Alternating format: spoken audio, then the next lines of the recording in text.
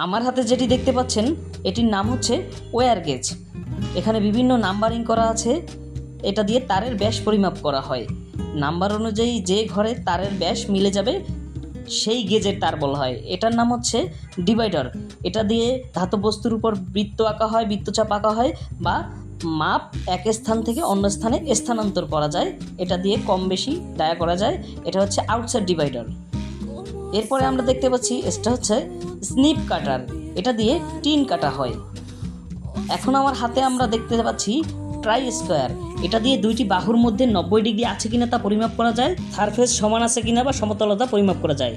এটা হচ্ছে cutting players. এটা দিয়ে তার গুণা এগুলো কাটা যায়। এখন আমরা দেখতে পাচ্ছি এটা হচ্ছে হ্যাকস ব্লেড। এটাকে বলে হ্যাকস।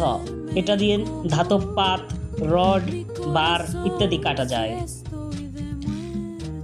এখন আমরা দেখতে পাচ্ছি কম্বিনেশন সেট। এটা দিয়ে ট্রাই স্কোয়ারের মতো দুই বাহুর পরিমাপ করা যায়, হাত যেখানে আছে এটা দিয়ে সেন্টার পরিমাপ করা যায় ইত্যাদি। এখন পরবর্তী আমরা দেখতে পাচ্ছি আমার হাতে রয়েছে খুবই গুরুত্বপূর্ণ একটা ফাইল। এটার নাম হচ্ছে half round file. Half round file.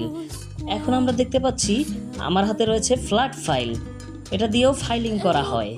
এটা হচ্ছে স্কোয়ার ফাইল। আমরা দেখতে পাচ্ছি এটা স্কোয়ার শেপ। যদি মনে করেন এই ভিডিওগুলো আপনার জন্য উপকারী বা আপনার বিন্দুমাত্র কাজে আসবে, তাহলে চ্যানেলটি সাবস্ক্রাইব করুন এবং পেজটি ফলো করুন। লাইক, কমেন্ট, শেয়ার করে পাশেই থাকুন। ধন্যবাদ।